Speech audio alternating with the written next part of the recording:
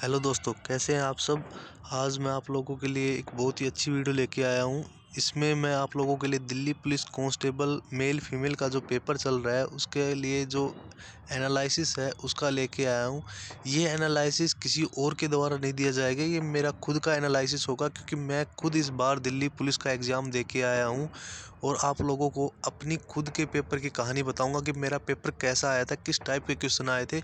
और आप मेरे पेपर से एनालिसिस करके आप अपने लिए एक अच्छा पेपर की तैयारी कर सकते हो। लास्ट के जो आप लोगों के अगर आगे के आने वाली तारीख में है तो आप इस वीडियो को पूरा देखें, क्योंकि इस वीडियो में मैं आपको बताऊंगा कि किस तरह के क्वेश्चन इस बार दिल्ली पुलिस के एग्ज़ाम में आ रहे हैं।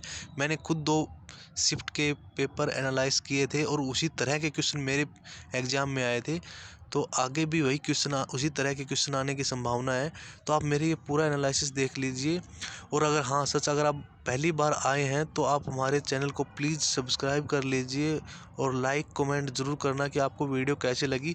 तो मैं आपको बता रहा हूँ कि दिल्ली पुलिस का एनालिसिस जो आया था उसमें मेरे 4 सेक्शन थे। पहला जनरल नॉलेज का था, दूसरा रीजनिंग का था, तीसरा मैथ का था और चौथा सेक्शन 10 नंबर का कंप्यूटर का था। तो मेरे जो जीके में क्वेश्चन आए थे, वो मेरे जीके में जो क्वेश्चन आए थे वो मैं आपको दिखाता हूँ कि किस तरह के जीके क्वेश्चन आए थे। मैंने ये पीडीएफ बनाई है अपने जीके के क्वेश्चनों के। मेरे पास आया था कि 5 सितंबर को किसके जन्म दिवस को शिक्षक दिवस के रूप में मनाया जाता है। तो ये क्वेश्चन जो मेरे में आया था, मैंने पहले की शिफ्ट भी जो देखी थी तो उसमें सभी में, मतलब कहने का मतलब है कि एक डेट के ऊपर क्वेश्चन पूछा जा रहा है कि इस तारीख को किस दिवस के रूप में मनाया जाता है या किस डे के रूप में मनाया जाता है। तो इस क्वेश्चन से आपको ये एनालिसिस हो गया होगा कि आपको एक दिन याद करके ज़रूर जाने हैं, दिन कि किस दिन कौन सा डे रहता है। और एक क्वेश्चन मेरा करंट से आईपीएल से आ रहा था। ये क्वेश्चन मैंने मेरे साथियों ने औरों ने भी बताया जो पहले शिफ्ट में करके आए कि एक क्वेश्चन आईपीएल से ज़रूर आ रहा है। तो आईपीएल के आप 2-4 क्वेश्चन पढ़ लेना कि किसने अच्छा स्कोर किया, कौन पर्पल कैप का हकदार था, किस टीम का कौन सा कैप्टन है। अगर आप आईपीएल में नहीं रुचि रखते तो आप इतना तो ज़रूर देख लेना कि कौन सी टीम का कैप्टन कौन रहा है 2020 में। और एक नीति आयोग की फुल फॉर्म आ रखी थी, तो यहाँ नीति आयोग की और आरटीजीएस, ये 2 फुल फॉर्म आ रखी थी। तो आप फुल फॉर्म वगैरह भी आप पढ़ लीजिए, क्योंकि फुल फॉर्म ज़रूर आ रही है हर पेपर में, 1 या 2 फुल फॉर्म ज़रूर आ रही हैं। और मेरे पास जीके में रानी लक्ष्मीबाई का विवाह किसके साथ हुआ, एक ये क्वेश्चन आया हुआ था जो कि हमारी हिस्ट्री से रिलेटेड है। तो हिस्ट्री भी थोड़ा बहुत आप पढ़ लीजिए। और currently deputy governor of RBI का क्वेश्चन पूछा गया था कि हमारे करंट में डिप्टी गवर्नर कौन है आरबीआई के। और एक आया था ई बाइक गो ब्रांड एम्बेसडर, यानी कि हर पेपर में एक ब्रांड एम्बेसडर पूछा गया है। और मेरे पेपर में पूछा गया था ई बाइक गो का ब्रांड एम्बेसडर। तो आप भी ब्रांड एम्बेसडर का वीडियोज़ वगैरह यूट्यूब पे आपको बहुत सी मिल जाएंगे, उनको पढ़ लीजिए, उनको देख लीजिए और ई ब्रांड एम्बेसडर को याद करके ज़रूर जाना, क्योंकि एक क्वेश्चन ये आपको ज़रूर मिलने वाला है। और एक क्वेश्चन किसी पतंगोत्सव मकर संक्रांति पर कहाँ मनाया जाता है, ये क्वेश्चन आया हुआ था। ये क्वेश्चन आप देख लीजिए, ये क्वेश्चन त्योहारों से रिलेटेड है। तो आप सभी राज्यों के त्यौहार जरूर देख लीजिए, क्योंकि त्योहारों से एक क्वेश्चन आ रहा है। मौर्य काल में कर वसूलने वाले को क्या कहा जाता था, ये भी एक हिस्ट्री से क्वेश्चन आया हुआ था। हिस्ट्री भी थोड़ा, हिस्ट्री इस बार ज़्यादा आ रही है, मैंने देखा कि हिस्ट्री इस बार ज़्यादा आ रखी है। पॉलिटिकल साइंस से बहुत ना के बराबर क्वेश्चन आ रहे हैं। मेरे पास कोई क्वेश्चन तो नहीं था, मेरे पेपर में पॉलिटिकल साइंस से कोई भी क्वेश्चन नहीं था। तो इसके ऊपर आप शायद कम ही ध्यान दें तो ज़्यादा अच्छा रहेगा। एक आया हुआ था सांची का बौद्ध स्तूप किसने बनवाया, ये मेरा पहला पहला क्वेश्चन था, फर्स्ट क्वेश्चन था मेरा। ये याद बाद में आया, इसलिए मैंने ये इसमें बाद में लिखा है।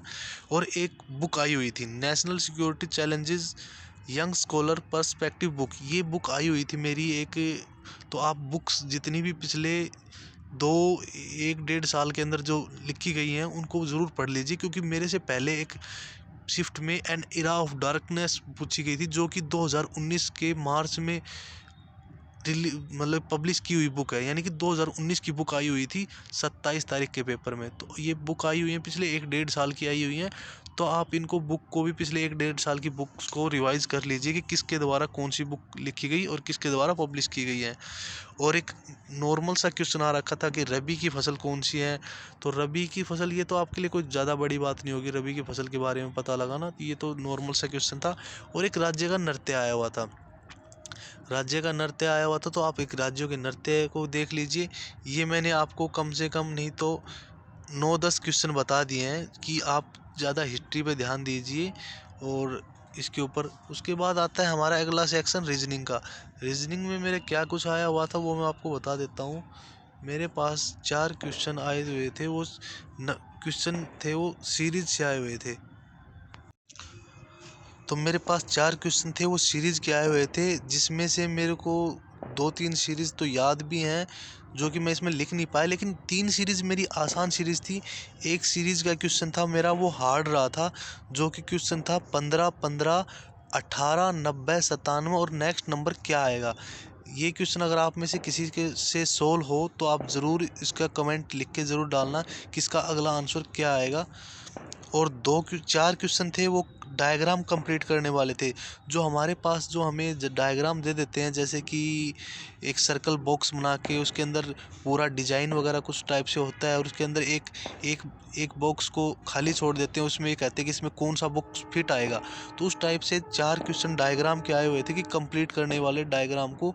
और एक क्वेश्चन ऐसा था जिसमें कि हमें नेक्स्ट डायग्राम क्या आएगा। जैसे एक डायग्राम में हमें बॉक्स के अंदर तीर दिया हुआ था, अगले के अंदर हमें वो तीर दूसरी साइड में दिया हुआ था, अगले में वो तीर हमें अलग साइड में दिया हुआ था, वेस्ट साइड में, यानी कि ईस्ट वेस्ट नॉर्थ ऐसे करके दिया हुआ था। तो अगले लास्ट वाले में कैसे आएगा, यानी कि वो तीर का मुंह वेस्ट में आएगा, उस तरह का एक क्वेश्चन आया हुआ था। और 2 क्वेश्चन थे वो मेरे एनालॉजी से दिए हुए थे।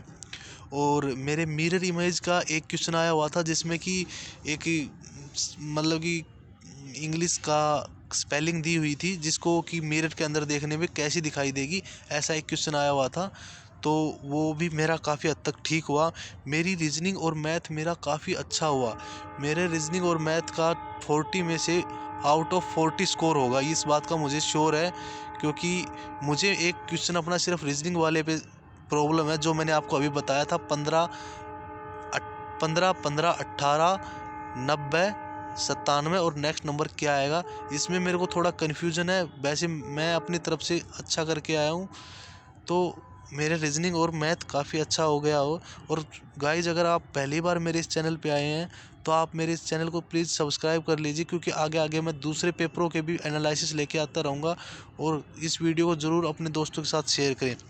और एक क्वेश्चन आया हुआ था, नेशनल इज रिटन एज, ये कोई कुछ दिया हुआ है, then rocket is written as, यानी कि नेशनल, जैसे कि हमें दिया हुआ था कि नेशनल में प्लस करके हमें ओ आ गया, ए में प्लस करके एक करके बी आ गया, टी में प्लस करके यू आ गया, आई में प्लस करके जे आ गया, ओ में एक माइनस करके एन आ गया। तो इस तरह का एक मेरा क्वेश्चन आया हुआ था। ये सेम क्वेश्चन नहीं है गाइज, मैं आपको बता रहा हूँ दोस्तों आपको कि ये सेम क्वेश्चन नहीं है, लेकिन इसी टाइप का सेम क्वेश्चन था कि उसमें एक प्लस लिखा हुआ था। पहले 4 नंबरों में एक एक प्लस किया था और आखिरी के 4 नंबरों में एक एक माइनस हो गया था। तो इसी तरह से रॉकेट को कैसे लिखेंगे, वैसे ही मैं अपने जो मेरे दिया हुआ था उसको अच्छे से सोल्व करके आया था। तो मेरी रीजनिंग और मैथ काफ़ी अच्छा हुआ था। और एक आया हुआ था, जैसे कि हमारे पास दे देते हैं कि बुक है वो पेज पेज है, और एक अगला कोर्ट, यानी कि पेज हमारा वो बुक से रिलेटेड है, यानी कि पेज हमारे एक बुक के अंदर होते हैं। तो कोर्ट के अंदर क्या होता है, उसके अंदर मेरे पास ऑप्शन दिया हुआ था जज। तो मेरा जज ऑप्शन सही है, क्योंकि कोर्ट के अंदर कौन बैठते हैं, जज। बाकी सारे ऑप्शन ऐसे थे जो कि डॉक्टर, जिनका कि कोर्ट से कोई लेना देना नहीं है, डॉक्टर, पुलिस, जिनका कोर्ट से कोई लेना देना नहीं है। तो इसलिए मेरा जज आंसर ठीक था उसमें, तो अगला आंसर मेरा जज आएगा। इसके बाद गाइज हमारे आती है मैथमेटिक्स। मैथमेटिक्स में हमारा क्या आया हुआ था, मैथमेटिक्स में मेरे 2 क्वेश्चन एचसीएफ एलसीएम से आए हुए थे, जो कि काफ़ी बहुत ही ईजी थे, हर कोई कर सकता है। इस बात का मैं कह सकता हूँ, अगर आपने ठीक ठाक थोड़ा बहुत भी एचसीएफ एलसीएम पढ़ा होगा तो आप कर सकते हो। इतना आसान सा एचसीएफ एलसीएम पे एक क्वेश्चन आया हुआ था।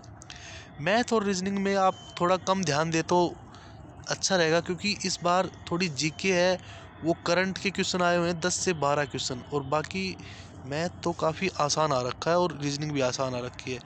और 2 क्वेश्चन साधारण ब्याज और चक्रवर्ती ब्याज पे थे, एक एक क्वेश्चन दोनों के अलग अलग। एक क्वेश्चन था वो हमारा टाइम एंड वर्क से था, एक रेशियो एंड प्रोपोर्शन से था, और 2 नंबर सिस्टम से थे। और एक क्वेश्चन मेरा मिश्रण से था, और एक डिस्टेंस से था, यानी कि दूरी दूरी और समय, टाइम एंड डिस्टेंस वाले उससे था। उसके बाद गाइज एक क्वेश्चन था वो जो कि मेरा परसेंटेज से यानी प्रतिशत से था। तो ये क्वेश्चन मेरे इस तरह के, मतलब इससे आप अनुमान लगा सकते हो कि मैथ में कौन कौन से चैप्टर कवर करके किन चैप्टरों से आपको पढ़ना है और किन चैप्टरों से एसएससी दिल्ली पुलिस के लिए क्वेश्चंस पूछ रही है। तो आप ये इन चैप्टरों को तो काफ़ी अच्छे से पढ़ ले, क्योंकि ये चैप्टर आपके लिए बहुत ही इंपॉर्टेंट होने वाले हैं। क्योंकि एसएससी का आपको पैटर्न पता ही है, एसएससी एक ही पैटर्न के पेपर बनाती है, चेंज हो भी सकता है चेंज, लेकिन मैं ये आपको लास्ट के अंतिम दिनों के लिए बता रहा हूँ कि अंतिम दिनों के लिए आपके लिए ये रामबाण साबित हो सकता है, और आप इनको ज़रूर करके जाएँ। उसके बाद कंप्यूटर से मेरा एक क्वेश्चन आया हुआ था, फ्लोर ब्रैकेट में था 3 और 5, जो कि मुझे सोल्व नहीं हुआ क्योंकि मैंने एक्सेल बहुत कम पढ़ा है। ये एक्सेल का क्वेश्चन था, ये मेरे से सोल्व नहीं हुआ, ये मैंने किया नहीं, लेकिन ये आया हुआ था। तो आप इस तरह का अगर क्वेश्चन अगर आपको जानना है तो आप अपने किसी कंप्यूटर के टीचर हैं उससे इस बारे में डिस्कस कर लीजिए कि इस तरह का क्वेश्चन कैसे सोल्व होते हैं। और एक था और एक शॉर्टकट आई हुई थी, to close Google window. Shortcut क्या होगा कि गूगल के अंदर जब हम विंडो खोल लेते हैं तो उसको अगर शॉर्टकट में अगर बंद करना तो उसका क्या होगा, तो उसके अंदर Ctrl+W शॉर्टकट होती है, जो कि मैं करके आया हूँ और मेरा ठीक भी है। और इसके अंदर कंप्यूटर के अंदर और थे एक दो क्वेश्चन और था, MS वर्ड और MS एक्सेल, यानी कि कंप्यूटर के ज़्यादातर क्वेश्चन MS वर्ड और MS एक्सेल से पूछे जा रहे हैं। तो अगर आप MS वर्ड और MS एक्सेल को अच्छे से पढ़ें तो आपके लिए काफ़ी अच्छा होगा, और इस चीज़ की आप अच्छी नॉलेज लेके जाएं। मेरा कंप्यूटर में ज़्यादा स्कोर नहीं हो पाया, मेरा कंप्यूटर में थोड़ा कम स्कोर हो पाया क्योंकि मेरे को इतना आता नहीं है, ना ही MS वर्ड आता है, ना ही MS एक्सेल आता है। तो आप अच्छे से पढ़ के जाएं। MS वर्ड और MS एक्सेल से काफ़ी क्वेश्चन आ रखे थे, जो कि आप एक बार एक्सेल खोल के देख लेंगे, उसके अंदर मेन्यू बार और ये सब जो होते हैं उनको एक बार थोड़ा सा पढ़ लेंगे तो वहाँ से आपका पेपर बहुत ही अच्छा सोल्व हो जाएगा। तो मैं ये आज आपके लिए रिव्यू है, तो अगर आप को रिव्यू अच्छा लगा तो प्लीज़ इसको लाइक ज़रूर करना और कमेंट करके ज़रूर बताना मुझे उस रीजनिंग के क्वेश्चन का आंसर, जो कि था 15, 15, 18, 90, 97 और नेक्स्ट नंबर क्या आएगा। क्योंकि मुझे भी कंफर्म करना है कि मेरे मैथ और रीजनिंग में 40 में से 40 आ रहे हैं या फिर 38.75 आ रहे हैं। क्योंकि मेरा अगर एक नंबर कट गया तो 0.25 तो कटेगा क्योंकि नेगेटिव मार्किंग है। तो आप अपना पेपर इस तरह से करके आएँ कि आपको नेगेटिव मार्किंग से भी बचना है। मैं अपने एग्ज़ाम में करके आया हूँ 92 क्वेश्चन, मैं अपने 92 क्वेश्चन करके आया हूँ, और मुझे पता है कि मेरे क्वेश्चन काफ़ी हद तक अच्छे हैं।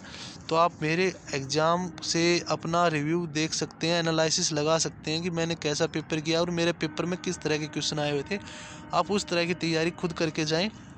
तो गुड लक कहूँगा मैं आपको कि, और आगे की पेपरों के एनालिसिस के लिए आप प्लीज़ हमारे चैनल को सब्सक्राइब ज़रूर कर लीजिए, क्योंकि आगे की वीडियो भी आपके लिए बहुत ही इंपॉर्टेंट होने वाली हैं। और आज इस पेपर के लिए एनालिसिस इतना ही। Thank you.